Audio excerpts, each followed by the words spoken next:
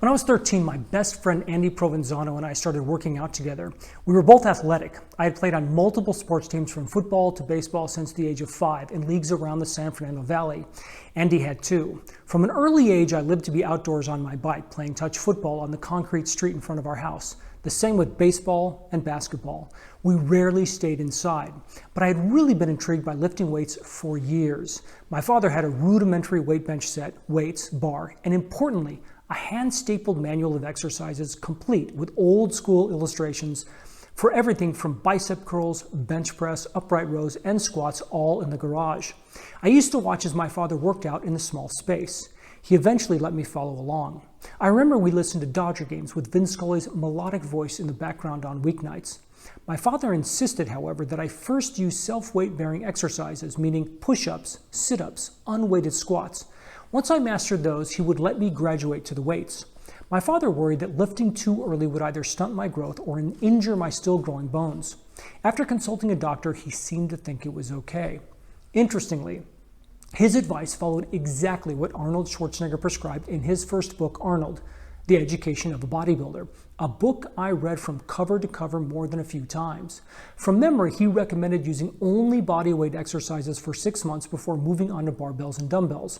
I listened reluctantly.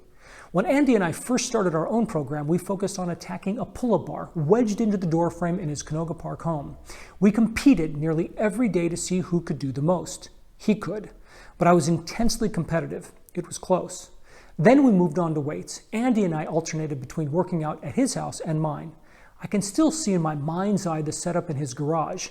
We were pursuing our dreams in the late 70s, so we principally used the weight bench and pull-up bar along with a weight set, including a couple of barbells and assorted dumbbells with rings attached to cap off the weights.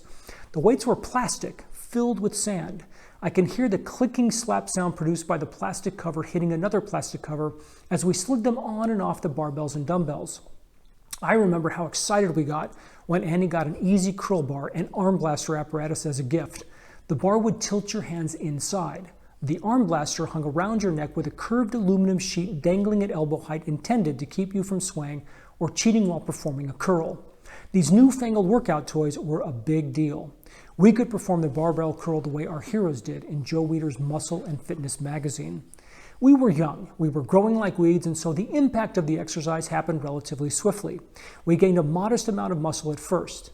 And then we learned about the failure principle from my older sister's boyfriend, a muscle-bound but gentle soul a few years older and out of high school.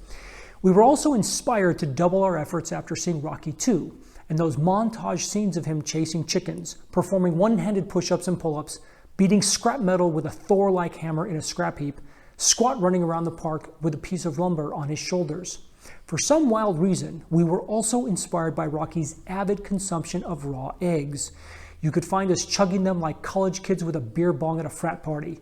Andy's mom thought we had lost it, along with her supply of eggs. In bodybuilding, the failure principle is simple. At some point in your sets, once you reach the maximum number of reps, you push past failure by doing forced reps. You need a partner to really make it work, although I've tried to repeat it alone many times.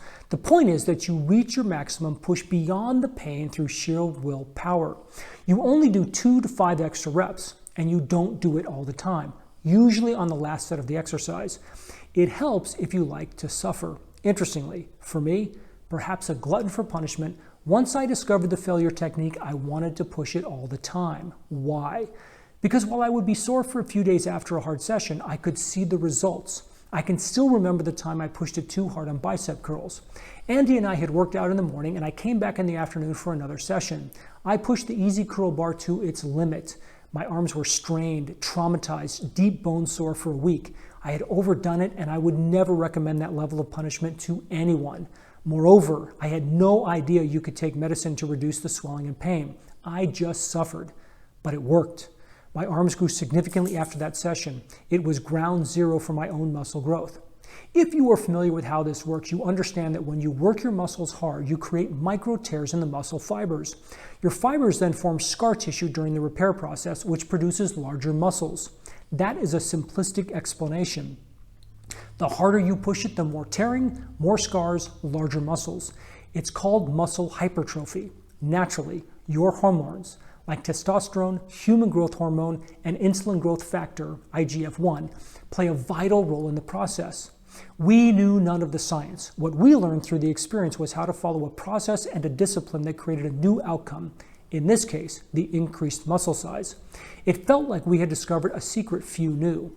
The reality, however, is that most great performers learn this process in other endeavors, just in another context. The side benefit to the process includes a feeling you cannot recreate without doing the work. I'm going to repeat the obvious, but it's important because speaking only of my own experience, when I follow these patterns in anything from exercise to mastering a new skill, I naturally feel a pride and confidence nothing but the experience instills in you.